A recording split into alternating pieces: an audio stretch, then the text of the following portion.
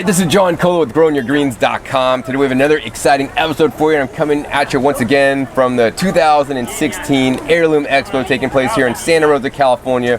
They're going to do it again in 2017, so be sure to check out their website, theheirloomexpo.com, for more information on that. And today we got a very special episode. We have actually Jer Gettle. He's the founder and owner of Baker Creek Heirloom Seed Company. He's also, in charge and responsible for making this event happen, as well as his staff and all the volunteers that are here.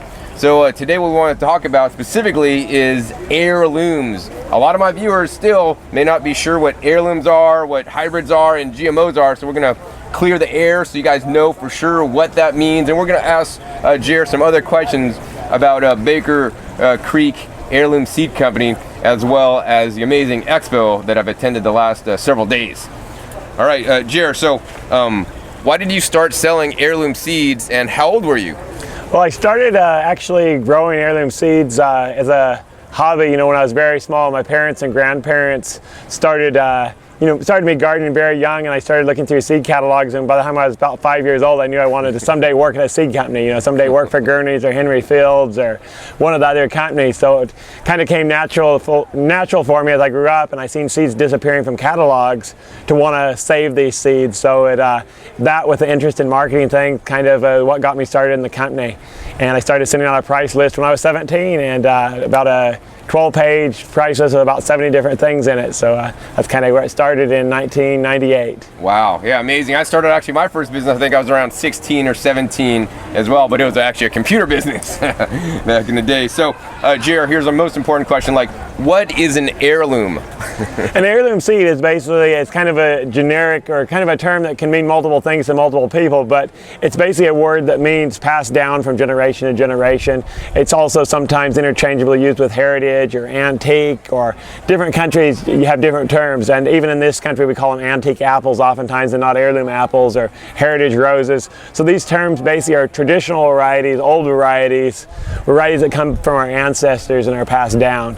And the exact definition is a little loose, but it basically is a variety that is part of our culture, part of our heritage, and sometimes it's a part of our direct heritage, because it's like, it might be a variety. Sweetmeat squash, for example, was something my great-grandmother grew, and we're still growing today. Wow. So that's cool. So is there a minimum age needed for it to be called an heirloom, or something I passed down to my kids that I grew in my garden for several years, is an heirloom? And again, it's a term that kind of it has a loose meaning, but different people think it means different things. But I don't think there's probably a strict dictionary-wise definition. It's more like something that's been ideally in the family for generations, but with that 2 generations or 3, it's kind of open to interpretation. But the older the heirloom is, of course, probably the more important it is, culturally, because the more generations that have handled it, the more history and stories that develop around it. And the more it survived and adapted to the changing times and the climate and correct, everything, yeah. And stories and recipes and all that come around the whole culture of it. All right, cool. So why grow heirlooms? A lot of reasons. One that a lot of people notice is the flavor, especially in vegetables. The flavor of different vegetables, but also herbs and even heirloom flowers. There's a lot of them that are edible. Heirloom flowers are also more fragrant. They also are good pollinators for the bees and pollinators. They have, heirloom vegetables have a lot of stories and diversity, like we were just talking about. A lot of color, shapes, sizes, and also you can find a variety from almost every culture and climate, which means you can find one that can grow well in Petaluma, California, or you can find one that grows well in New York City or Tampa, Florida, or Bangkok, Thailand. There's varieties from each region that are adapted to your local region. Plus there's also regions from similar regions. Here in Sonoma County, you might look for things from Portland, and they should do great here. But if you get something from, say, the tropics, it may just be a little too cool here for it, with the coastal, depending where you are in the climate.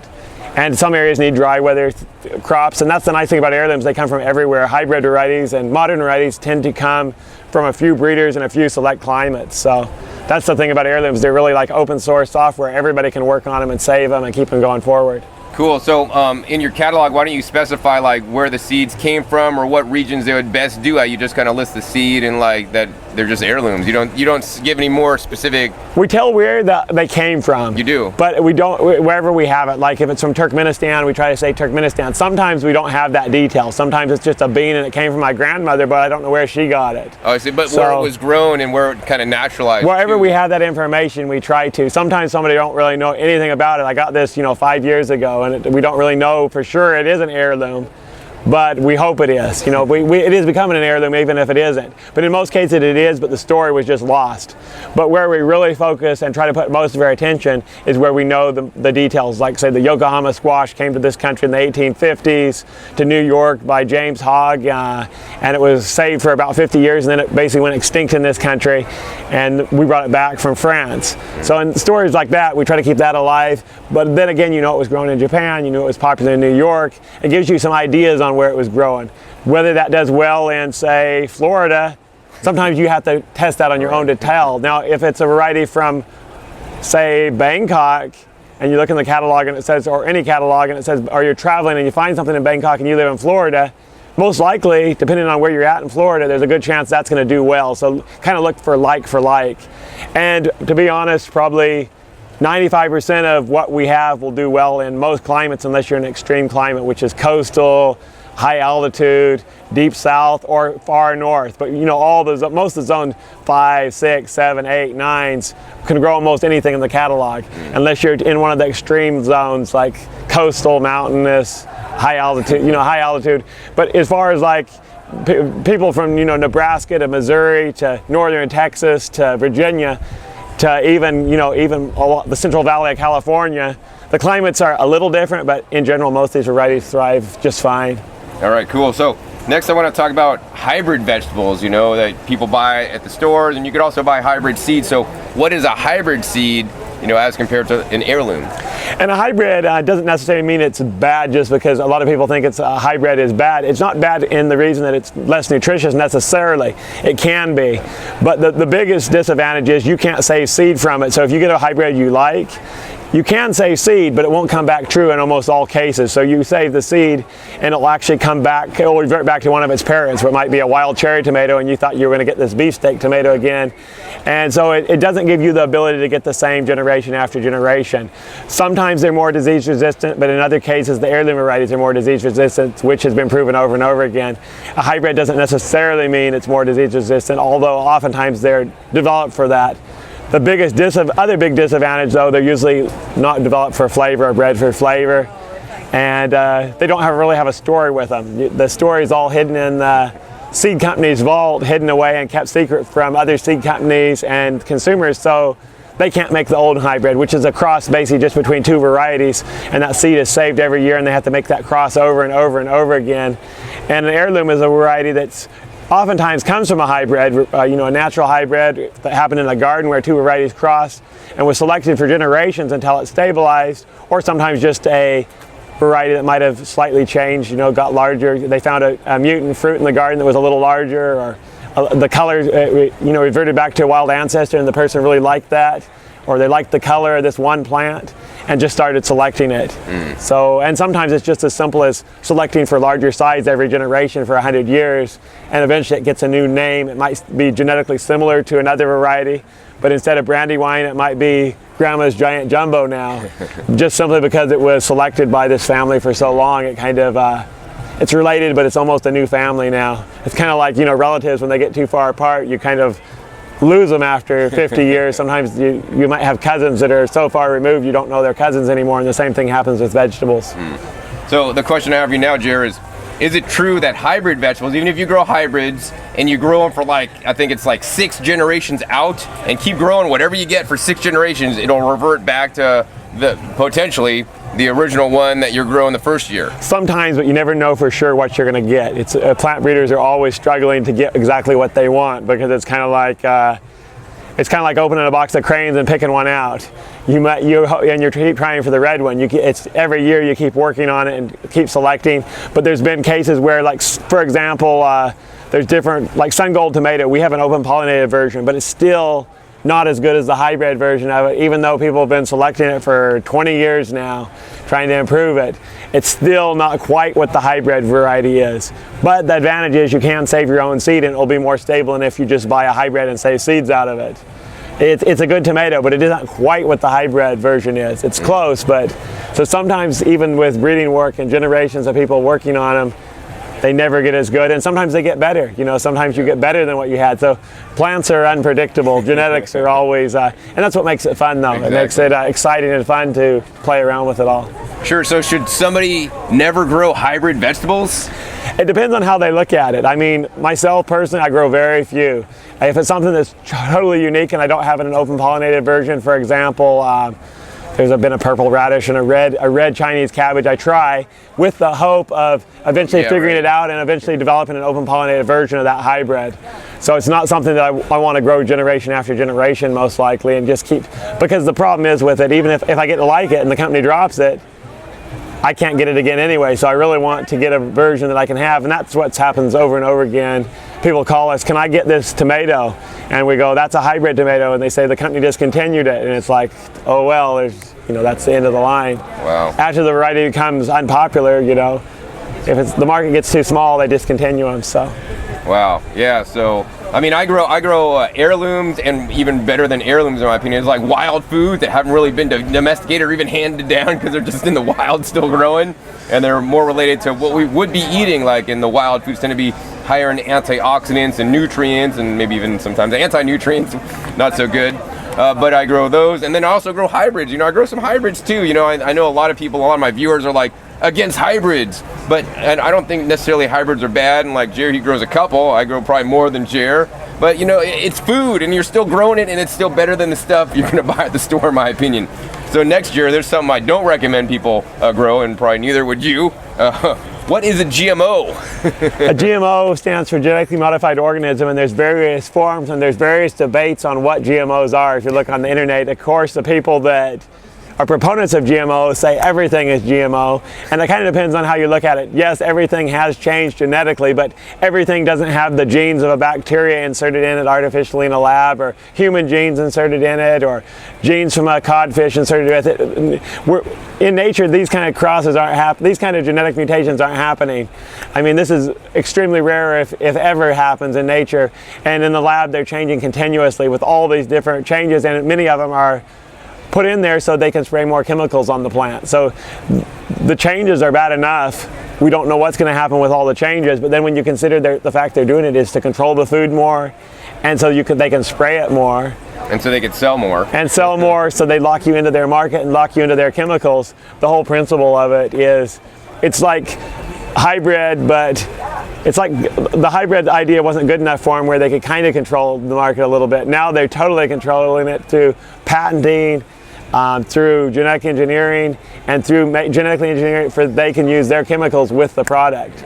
So it's like increasing the pesticide use and increasing the control, and it also makes it so only a few companies control it because only a few companies have the technology. So. Right, yeah, so hybrids not the same as GMO people, because I know some of you guys still get those confused.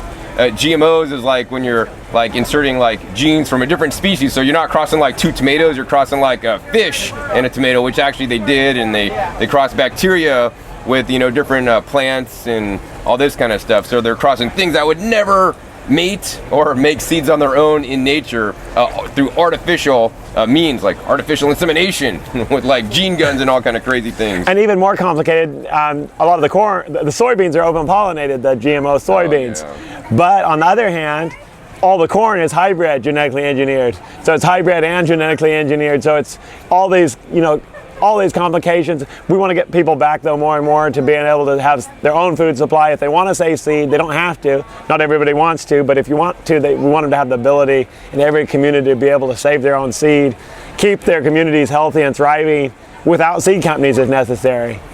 So you talked about pollination. Let's talk about what is an open pollinated plant for those of you guys that don't know. And it's another term that's kind of like with heirloom or genetic engineering or any of these terms, people debate it. But open pollinated for most consumers, for what it means to them, is a variety that's pollinated naturally, not by crossing by man. It's a variety that pollinates in your garden on its own, and is not hybridized. So it's a variety that will come true year after year. I see. And non-hybrid is another term that's used that essentially means the same thing, but all these terms, non-hybrid, because it can be debated, all things are hybrid at one form or another, maybe not. So there are wild things too, but whether those are crossed or not, right. All these things are debated, but what it comes down to is an open pollinated for a consumer is a variety that will come true year after year, and heirlooms are generally always open pollinated, but all open pollinated may not be heirlooms simply because they're not old enough. Open pollinateds are all generally varieties on their way to becoming family heirlooms because people have the ability to save the seed. Right. So if you have the ability to save the seed, people are going to do that. So you guys get that? That was going to happen pretty fast. You could always hit that reverse button on YouTube and listen to that again to catch it. All right. So another question for you, JR. Are all heirlooms organic? Not necessarily. Heirloom just means old. So I mean, there is chemicals that have been used for a long time, and so even 100 years ago, they weren't necessarily organic. A lot of them were at that point. But in this day and age, some are organic, some are not. So it just depends on how you grow them. I see. Although heirlooms tend to do better in many circumstances for organic gardening, simply because they were developed in a period when most gardeners grew organically. So right. In many cases they do better, not all. I mean, and if depending on your climate and how much rain you get and how dry it is, and there's so many factors that apply to every variety. So every year is a new experience, no matter what you're growing. So next question, Jer, is does Baker Creek sell organic seeds? Like I've always looked through there and never seen any organic seeds. So should somebody not buy your seeds because they're not labeled organic, or should you not grow it? Like I have a lot of viewers, I'm only going to grow organic and the seeds don't say organic, so I'm not going to buy them. I mean, I think that's kind of not the best idea myself, but what's your it's up to the individual. I mean, our seeds are grown primarily by small growers. The vast majority of them are, well, they're all small growers in the greater scheme of things, but most of them are very small growers, like beyond small, like people that are home gardeners, small farmers. Like we're talking small farmers that are not even considered farmers by the agriculture industry. They consider them, like hobbyists. So some of these people are certified, some of these people are not. Our facility isn't certified. We don't put any treatments on the seed.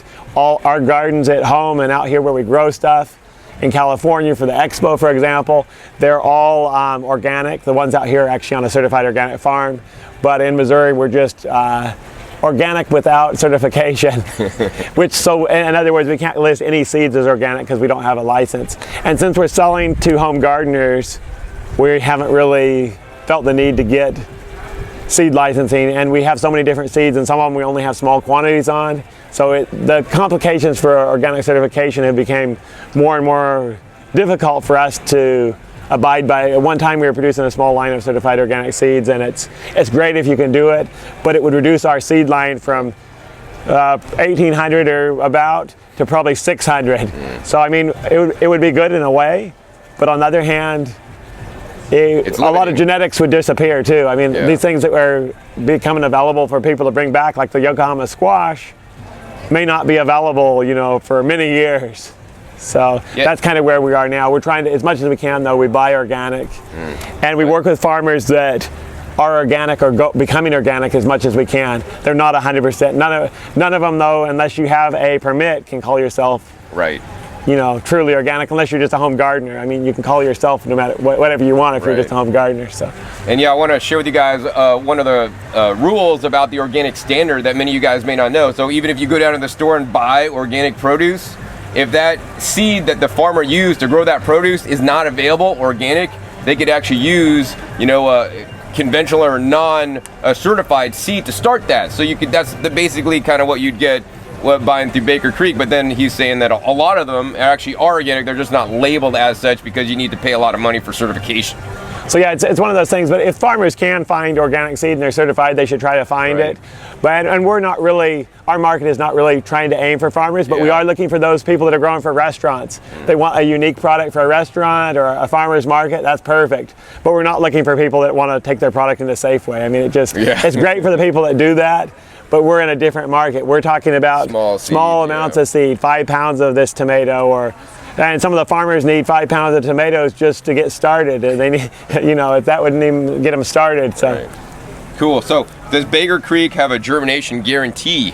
We do, yeah, Really? 1 year guarantee. So So on all seeds, if your seeds from Baker Creek don't make it, let them know and you'll replace them? 1 year, so no matter when they order them, even if they order them, say, in October, and the seed they get is still that current year, which generally by October most of our seed is updated for the following year, but occasionally some of the varieties aren't quite updated yet. They still have a year guarantee no matter what. So. Wow, so what would be the best time to order the seeds so you have the longest guarantee time? It's the same no matter what. So yeah, you always have a year. So it's a year from the date you bought it. So no matter what. And we get very few gardeners that have any problems. It's usually they don't have any problems, or they say they have had 100% problems, but very few of those. You know, a couple of times a month we'll get somebody that, and sometimes we don't know what happened. You know, sometimes it might have sat in a hot mill truck in Phoenix for a day and got to 150 and maybe it baked the seeds, but it's very rare. I mean, the Postal Service does a really good job with their seeds. I mean, but every so often, a whole batch of seed just totally doesn't germinate. Yeah, and sometimes people don't know how to maybe germinate their seeds, so check my other videos for videos on that and how to make sure your seeds germinate. And every seed's a little bit different, so we're not going to get into that this time. But so next question, Jared, is what are your personal favorite heirlooms to grow? Oh, it's about probably 500, but to make the list a little smaller. Maybe 5. Just off the top of my head, oh man, the Yokohama squash is definitely one of them. Yeah, it's a really beautiful flattened squash. It's been written up in Mother Earth News and New York Times. Has a great history in Japan and the U.S. And Japanese varieties in general are some of my favorites. Yes. Like the red curry squash is another one that finishes me with 2. And then the Alibaba watermelon, that's one I like, or the Charleston Gray. Both those types are great. And then a variety, it's really hard to beat black cherry tomatoes, which are not really a true heirloom, but are again on their way to becoming an heirloom. Black cherry tomatoes are fantastic. And then, you know, I really like bringing back the crops, not necessarily just one variety, but the crops like rutabagas and even growing cauliflower. A lot of people have quit doing these crops. Bringing back the crops that people are just so used to going to the grocery store for. They grow their tomatoes, but who grows rutabagas or turnips? Or people do it, but I mean, it's the vast majority of gardens don't. So bringing those vegetables back into cultivation is really, you know, the cauliflowers and the broccolis and the things that people often skip. Yeah, I want to encourage you guys to, you know, grow plants that grow greens that you could eat. So like broccoli, you don't need to wait for it to have the broccoli flower like you buy in the store. Eat the greens, they're wonderful. Same thing with rutabagas and turnips, and there's actually varieties that you could actually grow the roots and the tops. So like a hippy, I don't know if that's a hybrid or not, but that's a good turnip I like to grow. Oh, they're amazing flavor. Yeah, some of the Oriental turnip or the just the Japanese and all the different Asian strains, and the leaves are not bitter or like they don't have the fuzzy hair on them like the purple top, and the more European and English types are you bite into them especially when they're raw, and it's like they're scratchy. It's like biting into prickly, some kind of a wild leaf, versus the Japanese and Chinese strains are just so smooth, and you can eat them just raw in a salad. They're perfect. Yeah, they got some good stuff. So, Jared, next question is, why is it important for gardeners to save their seeds? I mean, you could keep supporting Jared and keep buying your seeds from, which he'd probably appreciate, but why should people really save their seeds? Like, I'm really into seed saving. I seed save myself and reuse my seeds whenever I can. And what do you say? As the owner of a seed company trying to sell people seeds. There's a lot of reasons to save your seed. I mean, and it all kind of depends on what you're after. I mean, if you really don't want to do the work, you can always order seeds, and that's what a lot of people do. But if you really want to have a self-sufficient food supply, you got to save some of your own seeds anyway, and hopefully some of your neighbors are saving some, and you can trade back and forth. It's hard to save all your own seeds. Say if you're growing 40 different things, it's almost impossible to save seed from 40 different things every year, and if you're just a home gardener. But if you save 4 or 5 and you get 4 or 5 neighbors doing the same, or friends in your garden club or whatever, it's really not that big of an issue. I mean, it's actually pretty easy. You just build a community, get working with your master gardeners or whoever, and get saving at least a bit of your food every year. And especially your local varieties. There's things in your local area that Baker Creek doesn't have, Seed Savers doesn't have, High Mowing and so forth doesn't have, that you have right in your neighborhood wherever you're at, and you can keep these things going. Awesome. So what's the best way to save or store your seeds if you want to save your own seeds, or even if you buy Baker Creek seeds and you got them for a while and it's going to be a year or 2 before you plant them? Keep them cool and dry. That's the main thing. If you can keep them cool and dry, they'll last for years, you know, 2 to 10 years depending on the type. Yeah, and as time goes on, like the germination goes down, doesn't mean the seeds get bad. They don't have to they don't self-destruct, so don't worry. Old seeds, right? Try to grow them. Don't just throw them away or compost them. Try to grow them. See what happens, right? Because you never know what's going to happen. So Jerry, you said keep the seeds cool and dry. Does that mean somebody should put it in the refrigerator? Because the refrigerator or the freezer keeps it cool, and also it's actually dehumidifying in there, dry stuff out. Is that a good or bad idea? Because some people say that's a good idea. The freezer works really good, especially if you don't have to take it in and out too much. But a lot of people, if you're not really planning to do it long term, a lot of people just, oftentimes I just put it in a cool air conditioned room and it'll last for several years. It kind of depends on your long term goals. If your long term goals are really long term storage, like you're a survivalist saving up for hard times, then I might put in, the best conditions, make sure that you have it in the best containers, in the deepest deep freeze. But then you got to make sure it doesn't go out and everything gets soaked. So there's lots of things to think about. But overall, keep them just cool, dry. You'll have them for years. And the main thing is keep planting them and keep saving them. Exactly. Don't just put away a seed supply for 20 years from now in case it gets bad. You're not going to be, if you're doing that, you're probably not going to be much of a gardener anyway. So when the times get hard, you probably won't be able to survive anyway if times do get hard, if that's your concern. And on the other hand, you won't be having any fun along the way.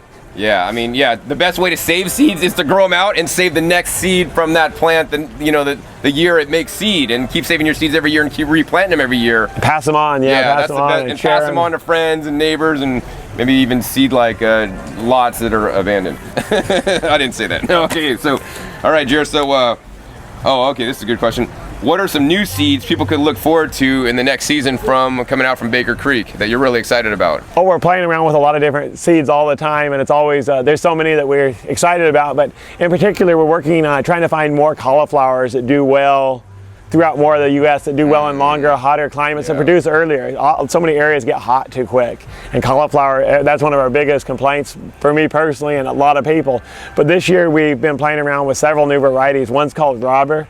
It's R-O-B-E-R, it's a Polish variety, and it just, for us in Missouri, we normally get small cauliflower heads, not real high quality in general. Sometimes we get decent heads, but it made 13, 14-inch heads. They were as solid as a rock, and they looked better than any grocery store heads, The grocery store heads are raised in areas with perfect climate, and we don't have that. So we were really amazed to open up those heads, and they're all just beautiful, gigantic heads, delicious flavor too, much better than what you can get at the store. And then in the other side in cauliflower, that's kind of an average season, like 80 day or something. We have one that we did this year from India, and I can't remember the name on it right now, but hopefully we'll have it in the catalog next year. It made heads in 45 days from seed. That's not from transplant. Wow. 45 days from seed. And we put the seed in the end of May, which is totally the wrong time of year to plant cauliflower in Missouri. We're already getting, way too warm. But it made heads in 45 days. They weren't huge heads. They were about 4 and a half inch, which is actually average size for us in Missouri. So, 45 days though, and they're little plants. Then they're still making a head that big. The plants are only about probably 6, 7 inches across. So you could pack a lot of cauliflower into a... Yeah, good for a market grower or something, Yeah, and the big heads are just, you have the big heads, and they made pretty well in the heat too. So it's all these crops. The thing is with cauliflower, we looked back 100 years ago and we had 40 different open pollinated varieties in a lot of the seed catalogs. Now we have almost 0 open pollinated varieties and almost hardly any hybrids. People just don't grow their own, they buy it. There's one variety, one variety, 2 varieties, and there's actually still varieties available if you look to other countries. A lot of the U.S. varieties are extinct, but we're looking to other countries and bringing in these varieties, so hopefully gardeners can have more choices. And this is one example. You look across the board and, cabbages are this, it's happened, maybe not quite as bad as cauliflower, but it's happened over and over again too. So trying to bring them back and get varieties that are easy to grow in more climates. So that's awesome. Yeah, that's very important. So I'm glad you're doing that kind of work. And if you guys don't like cauliflower, I'm going to say 2 words for you: cauliflower rice. So it's amazing, yeah. So they're selling it at Costco now, organic. Not that I recommend you guys buy that stuff, but get your cauliflower, put it in a food processor with the S-blade, pulse it up. It'll chop it into little bits that look like rice. You could use it in sushi. You could sprinkle it on salads.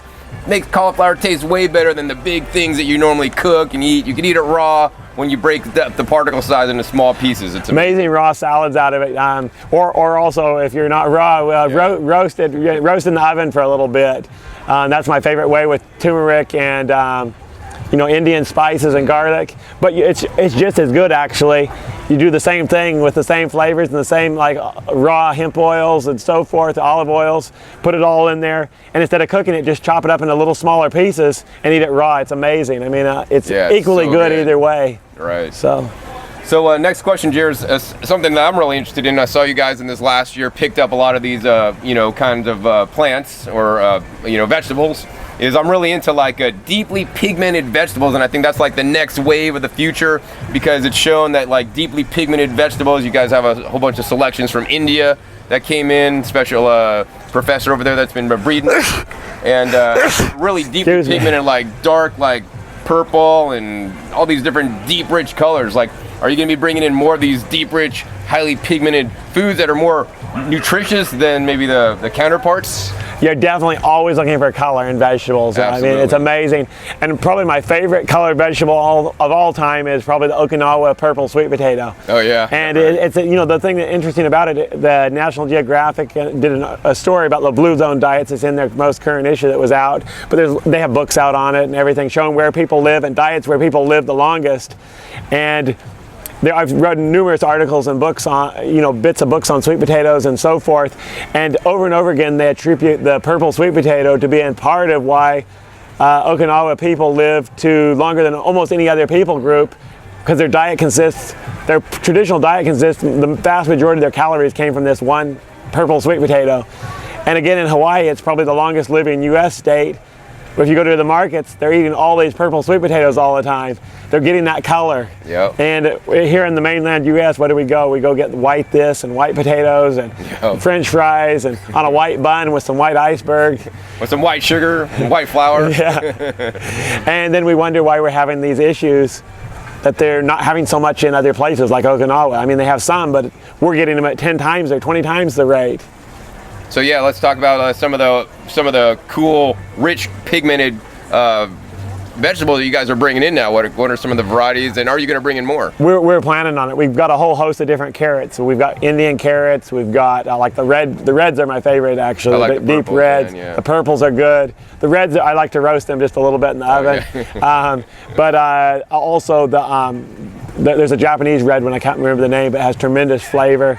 But then there's even white carrots. Again, that's on the other spectrum as far as color-wise. But what I find fun is mixing all the colors together. Exactly. Then you get the best of all the worlds. Yeah, you get all the flavors, from the mild whites to the darkest purples, all of that. But there's so many different colors of vegetables. Like you look at just the watermelons over here. You've got the orange flesh, the deep orange flesh, which has a whole different vitamin content than the deep red flesh. And you have the yellow and the paler pinks and all those. And the white. And the white. So it makes a rainbow of color, which also, I mean, if you get all that nutrition from all those colors, you're going to be more balanced than if you just eat the same thing day in and day out. Yeah, I agree. Like, we need to eat the rainbow and always rotate our diet, as much as you might like, pink watermelons. Eat the different colors and rotate and get different varieties and different colors. Yeah. Red turnips, and it just goes on and on. There's so many different. Purple cauliflower. Eat the rainbow.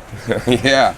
All right, Jared. So let's see, getting down the end here. Why did you start this Heirloom Expo here to like celebrate heirlooms and growing things organically and all this kind of stuff? Oh, we started it basically just as we wanted to do a celebration to celebrate heirloom vegetables, showcase heirloom vegetables. I'd been reading in old seed catalogs like Gregory's seed catalog out of Marblehead, Massachusetts, talking about agriculture expositions and how he took 150 varieties to display and how people responded to it. And it sounded amazing. There was nothing like that happening. Agriculture expositions in this country consist of tractors and equipment and learning about Roundup Ready crops and the newest hay balers. It has nothing to do with actual food. So that's why we wanted to showcase, let people see what our food actually looked like in the past and what it could look like in the future. Everything from farmers to consumers to the media to people like you that want to come in and me that are just already enthusiasts, but we want to find a new variety or we want to see something new. It's just exciting to come in and taste something new, see something new, meet a new person that's excited about the same stuff, grab a new seed from somebody. So yeah, no, it's definitely fun, and this is the place to do all those things he mentioned. I definitely recommend it. Jared, on a website, I was searching your name last night on some websites to see kind of like what kind of good questions I could ask you, and it says, my question is, you have been described as a hippie freak. What are your thoughts on this?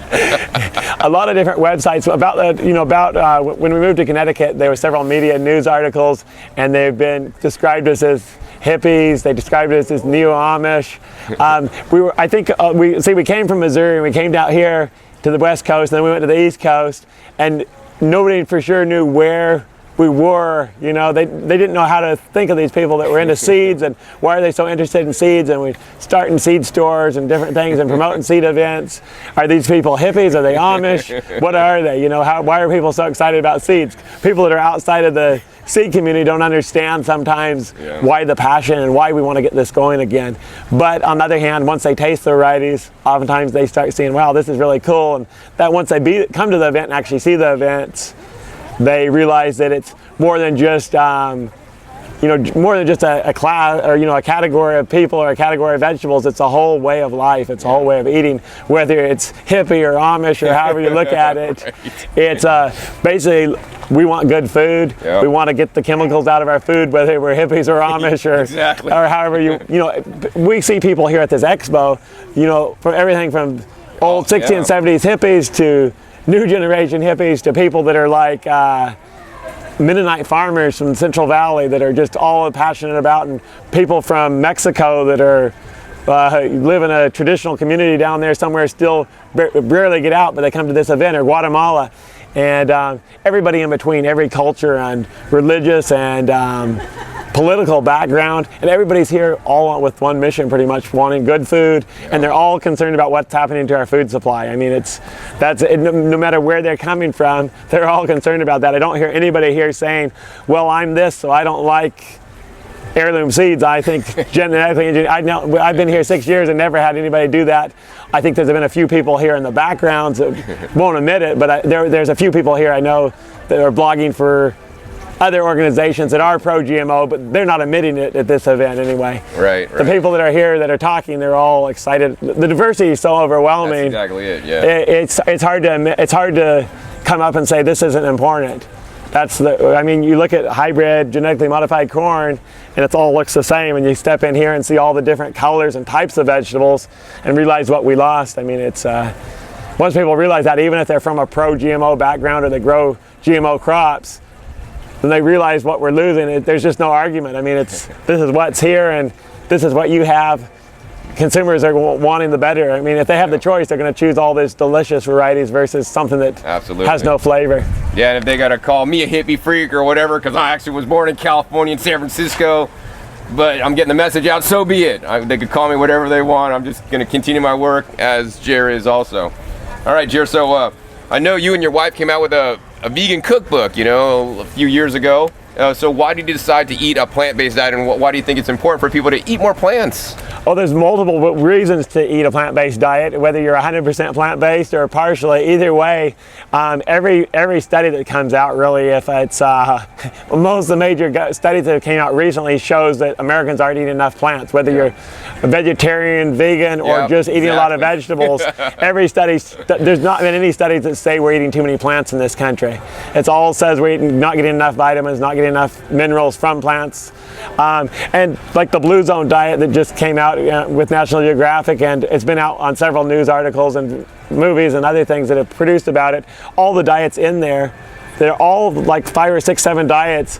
The number one thing it said, there was various things they did a little different. Exercise, they all exercised a lot, but they did different exercises and different activities, but one thing they all had in common, they all ate a 90% plant-based or more diet. Some of them were mostly vegetarian, some of them were all vegetarian, some of them were vegan, but they got the vast percentage of their calories from vegetable sources, unlike the majority of Americans get probably 90% the other way. So it's they say these cultures eat meat usually. The ones that do eat meat eat it about twice a week, and so it's that's one way to think about it. But I mean, no matter how you look at it, we need more fruits and vegetables in our diet as a general population. I'm not saying everybody, but I mean, I'm sure you get plenty. I'm sure you get what you need. That's my diet. My diet is fruits and vegetables predominantly. So I mean, but there is people out there that are doing that already. But there's the vast majority of America, the vast majority of our health problems, are directly related to diet. And absolutely, yeah. Too much processed foods, junk foods, and animal foods in excess. And like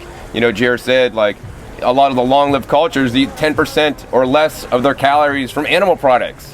And that means a very little amount because they're all high calorie. Right, yeah. So like a big thing of kale is like 100 calories and a small piece of meat's like 200 calories, right? Yeah, it doesn't take, so they're eating very little. I mean, the Okinawans, for example, were only getting like 1 or 2% of their diet from fish and meat. Right. It's such a small amount, they're practically vegetarians, the average Okinawan. For all intents and purposes, they're basically vegetarians. So yeah. So I mean, that's why I have my channel. I want to let you guys know to eat your fruits and vegetables, even if you're not going to be vegan, raw vegan, whatever you want to call the label. I don't really care about labels.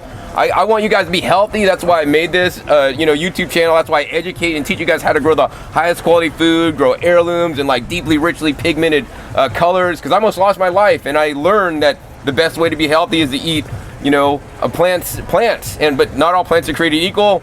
Definitely the vegetables and the fruits, they're at the top of the list. Some of the best things you could eat, especially all the deep colored, rich pigmented vegetables. I'm trying to get more of those than ever in my diet, and lots of variety. Legumes, and there's all sorts of legumes. Peanuts people can grow that in many climates that people just don't plant anymore. It used to be everybody planted peanuts and collards and so many different. Expand your horizons. Don't just plant what you know. The same thing every year and every year. Try new stuff. I always encourage everybody out there, do 25% of your garden of new things that you never planted before, or even more. Eat the seeds on the pumpkins. There's so much. There's so much that people throw away that, I mean, in many places people would consider a delicacy. That would be the part they would want. Yeah, watermelon seeds. I got a watermelon sheller. You could actually crack the watermelon seed open and get the white thing on the inside out. That's delicious. They used to waste nothing. Like the watermelon seeds they used, the rinds they pickled, the flesh, of course, what they ate that fresh. But it used to be, everything was eaten. Now it's like people get produce and they just don't know what to do with it and they throw it out of their refrigerators. And partly because the produce doesn't taste good anymore. Right.